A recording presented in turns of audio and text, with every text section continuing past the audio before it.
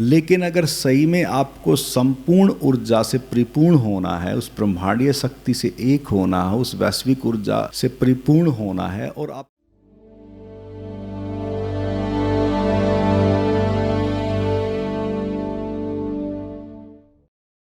जो रेकी शब्द तो जापान से निकला, लेकिन ब्रह्मांडीय विश्व ऊर्जा, प्राण ऊर्जा, वो तो सदा से है।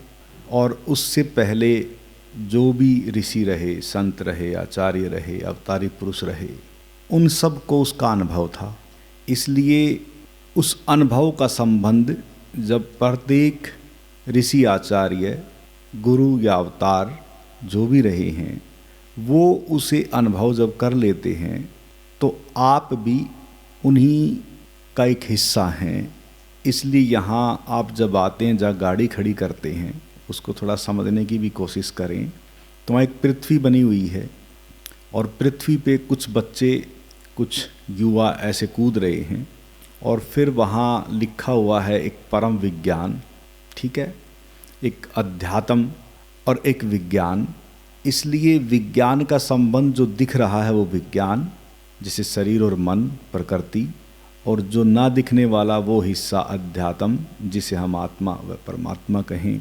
फिर लिखा हुआ है कि इन्हीं में से सभी बुद्धों का जन्मना, यानी कि जो पृथ्वी पर जो युवा बच्चे या जो भी उसमें कूद रहे हैं, वो एक दिखाया गया है कि जो हम सब हैं वही हैं, और हम ही में से ही बुद्धत्व और उस परम वैज्ञानिकता की जो घटना है वो प्रत्येक के जीवन में घट सकती है, और प्रत्येक व्यक्ति उस दिशा में आगे बढ़ सकता है।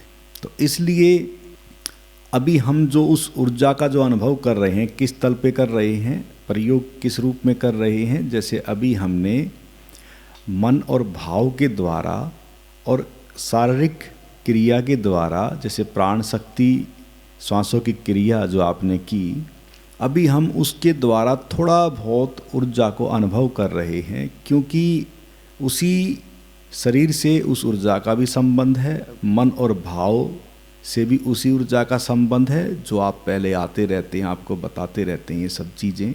यानी कि हर तल पे उस ऊर्जा का संबंध है, लेकिन जो शरीर और मन के द्वारा हम इस ऊर्जा का जो अनुभव किया है हमने, जैसे भी, वो एक अधूरी यात्रा रहती है। इसलिए आत्मिक तल और परमात्मा का तल, जिसके कारण शारीरिक ऊर्जा भी है, जिसके कारण मानसिक या संकल्प या भाव कहें, जो वो ऊर्जा है वो उसी से जुड़ी हुई है, केंद्र में वही है। इसलिए जो मन से जुड़ के, भाव से जुड़ के जो लोग रेकी या इस तरह के प्रयोग में सम्मिलित होते हैं, मैं कहूँगा कि वो वहाँ तक सीमित ना रहें। इसको थोड़ा समझना, इसके पीछे बहुत बड़ा विज्ञान है। क्योंकि मैंने देखा है कि जो बहुत बड़े ग्रैंड मास्टर भी हैं रेकी के, जो आपने सुने होंगे, या जो पहला कोर्स, द्वितीय कोर्स या फिर कुछ इस तरह के कोर्स कराते रहते हैं, और वो बहुत मोटी मोटी फीसें लेते हैं। सही मायने में वो सारी की सारी जो क्रियाएं होती हैं वो भाव से जुड़ी हुई क्रियाएं होती हैं, संकल्प से जुड़ी हुई क्रियाएं होती हैं, मन से जुड़ी हुई क्रियाएं होती हैं। और आपको कहते हैं कि आप इन सब के द्वारा आप दूसरों को हील कर सकते हैं, अपने आप को भी हील कर सकते हैं। इसको अब थोड़ा समझना कि जब शरीर और मन के द्वारा ही उस शक्ति को इस्तेमाल जब किया जाता है, बता दिया गया कि विश्व ऊर्जा है, ब्रह्मांडीय शक्ति है। मैं आपको इसलिए बता रहा हूँ कि आप कहीं भी अगर भ्रम में हैं तो वो भ्रम भी दूर हो, क्योंकि बता तो दिया कि उसी के द्वारा वही है हील करने वाला, वही है ऊर्जा जहाँ से प्रसिद्ध होती है, आप माध्यम बनते हैं, लेकिन वही सब ठीक करता है। और उसका पता ना हो, उसका जानना ना हो, उसका अनुभव ना हो, बस बता दिया गया कि वही करता है, लेकिन वही करता है उसका अनुभव किए बगैर अगर आप इस तरह के प्रयोगों में सम्मिलित होते हैं या करते हैं तो वो अधूरी यात्रा है। मैं इसलिए कह रहा हूँ। इसलिए जो उस यात्रा पर चलकर इस तरह के प्रयोगों में जब सम्मिलित होते हैं और इन तरह के प्रयोगों में जब वो जाते हैं, तो मैंने देखा कि खुद ही जो दिव्य उपचारक या जो रेकी देते हैं वो खुद ही बीमार होते हैं। और मैंने ज़्यादातर जिनसे भी मैं मिला हूँ, जो यहाँ भी आते रहते हैं, मैं देखता हूँ कि उन्हें खुद ही दिक्कत रहती है। अब वो कारण क्या है कि क्योंकि वो मन के द्वारा अपनी भाव की संकल्प शक्ति के द्वारा इन सब प्रयोगों में सम्मिलित रहते हैं, जो कि ये कार्य मन और भाव का तो इतना है कि आपने किसी के विषय में विचार कर लिया, सोच लिया, जो आपके प्रति प्रेम से भरा है, उसके प्रति आप पूरे भाव से भरे हैं, बस इतना काम है। दूसरा काम, जब तक आप उस प्रभु का अनुभव ना कर लें, जब तक उसे ना जान लें जिसके कारण ये संपूर्ण शक्ति है, तब तक आपकी यात्रा अधूरी है। इसलिए मैं कहता हूँ कि ये जो भी प्रयोग चल रहा है, टू बी फ्रैंक, इसको थोड़ा समझ लेना ध्यान से। मैंने आपको ये नहीं कहा कि आप करो, मैंने कहा कि आप उस ऊर्जा से अपने आप को हील करें, ठीक है। अब जो ये प्रयोग है, अभी जो आप करेंगे, ये प्रयोग भी आपके मन को और भाव को संकल्पवान बनाने के लिए कि कोई अदृश्य शक्ति है जो औरों को भी हील कर सकती है, उस ऊर्जा का फिर एक साइकिक तौर पर, ध्यान से समझना, मैं फिर स्पष्ट कर रहा हूँ, साइकिक तौर पर, मानसिक तौर पर उसे आपको कुछ ना कुछ अनुभूति होगी, लेकिन उसी को फिर सब कुछ समझ बैठते हैं लोग। मैं तो आपको इसलिए ये चीज़ें बता रहा हूँ क्योंकि ये जो प्रयोग है यही संपूर्णता से संबंधित प्रयोग नहीं है। इतना ज़रूर है कि इससे आप अपने कुछ हद तक अपने शरीर को, मन को शांत व स्वस्थ रख सकते हैं, लेकिन अगर सही में आपको संपूर्ण ऊर्जा से परिपूर्ण होना है, उस ब्रह्मांडीय शक्ति से एक होना है, उस वैश्विक ऊर्जा से परिपूर्ण होना है, और आप कल्याणार्थ ऊर्जा का भाव रखते हैं, ध्यान देना मैंने क्या कहा, कल्याणार्थ ऊर्जा का भाव रखते हैं, वास्तव में अगर सेवा का भाव है, अगर सही में आप चाहते हैं कि आपकी दुआ किसी के काम आ सके, आपकी प्रार्थना किसी के काम आ सके, जैसे बच्चा बीमार हो जाए तो बच्चे की जो माँ होती है उसके अंदर से कैसे आशीष निकलते होंगे बच्चे के प्रति, थोड़ा ध्यान दें, कैसे निकलते होंगे, उसके भीतर से दुआ कैसे निकलती होगी कि बच्चा मेरा ठीक हो जाए। एक उसके भीतर से जो भाव निकलते हैं, अरे कोई और औरत है, उससे कैसे निकलेंगे, समझ रहे ना बात। तो जो उसकी माँ है, वो जो दुआ उसके प्रति निकल रही है बच्चे के प्रति, इसका मतलब वो दुआई उस बच्चे को हील कर रही है। समझ में आई बात। अब आप देखना, कभी आपका बच्चा है, छोटा बच्चा है, आप उसके प्रति प्रेम से, हर बच्चा भी आपके प्रति प्रेम से, छोटे बच्चे की बात कर रहा हूँ, बड़े तो फिर बड़े ही हो जाते हैं, मान लो 4-5 साल का बच्चा है, उसको कोई मतलब नहीं है, लेकिन पता लग गया कि पिताजी बीमार हो गई या माँ बीमार हो गई, तो कई बार देखना बच्चा कहता है कि चलो मैं ठीक कर देता हूँ, बोलते ना, मान लो किसी के सिर में दर्द है या पेट में दर्द है या कुछ भी है, तो आप कभी देखना, मान लो उस बच्चे का प्यारा सा हाथ अपने सिर पे रखवा लेना, कमाल है, बच्चे को मतलब नहीं है, लेकिन बच्चा इतने प्रेम से भरा है माँ के प्रति, बाप के प्रति कि मैं ठीक कर देता हूँ, तो कितने भाव से भरा, प्रेम से भरा, मैं भी ठीक कर देता हूँ। तो उसका भाव क्या है, पूरा का पूरा सरल है, और वो क्या कह रहा है, मैं भी ठीक कर देता हूँ, और कमाल आराम हो जाता है, पता आप लोगों को। लेकिन जब बड़ा बच्चा जब करता होगा तो उसके अंदर अब वो सरलता नहीं है, बस इतनी सी बात है। मैं ये कह रहा हूँ कि अगर आपके भीतर अगर इस तरह का भाव अगर है कि कल्याणार्थ ऊर्जा, और मुझे वास्तव में दुआ, किसी का मैं दुआ दे सकूँ, मेरे अंदर ऐसा कोई भाव है, तो आप आगे का जो कार्यक्रम होता है परम ज्ञान, ध्यान देना, मैं इशारा कर रहा हूँ, परम ज्ञान का चौथा तल है हमारा दिव्य ऊर्जा से संबंधित, दिव्य ऊर्जा में जीवन। जब उस कार्यक्रम में आप सम्मिलित होंगे तब आप कल्याणार्थ ऊर्जा का रूप बन जाएंगे, ना चाहते हुए भी आपके भीतर से सेवा होगी।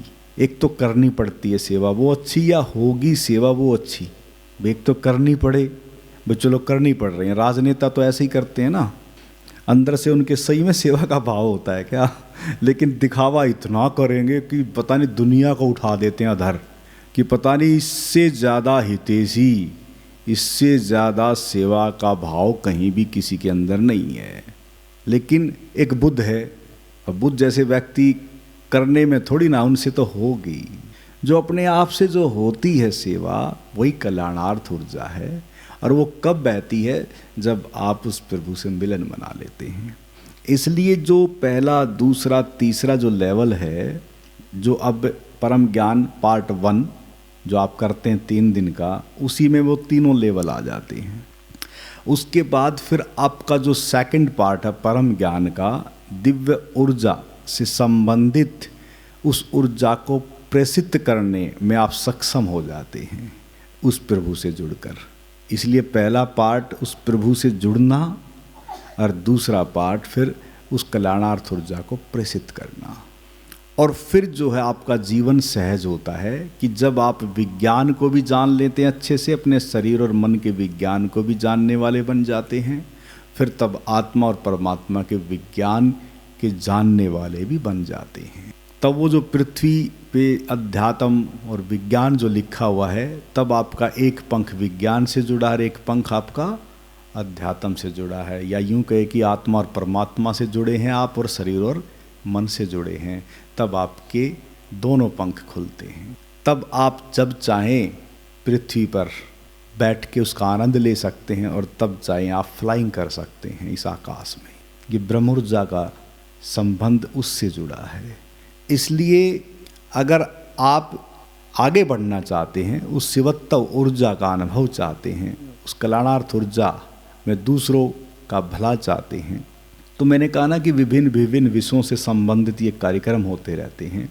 तो मैं इसके मूल की देशना का भावार्थ आपको समझा रहा हूँ।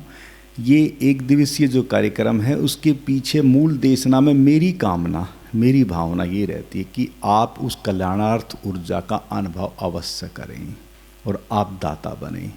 देखो, कुछ न कुछ तो आप दे ही रहे होंगे अब भी।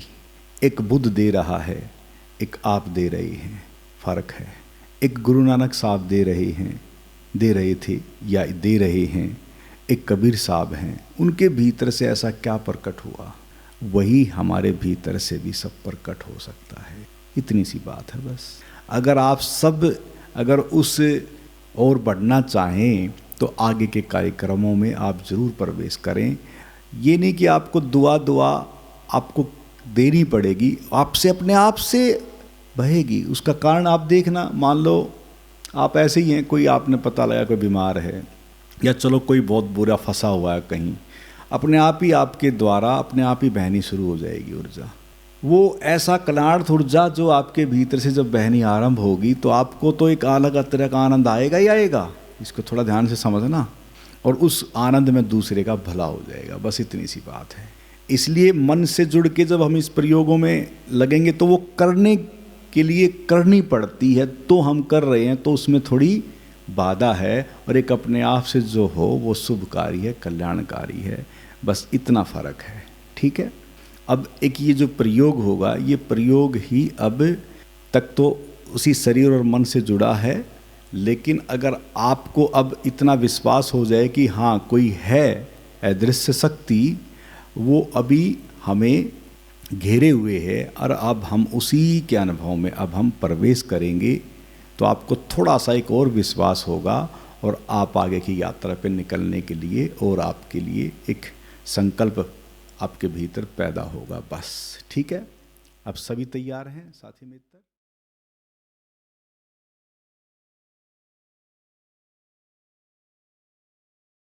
और वीडियोस देखने के लिए YouTube पर सर्च करें आनंदमय जीवन धारा। चैनल को सब्सक्राइब करें और आप अन्य वीडियोस देख सकते हैं।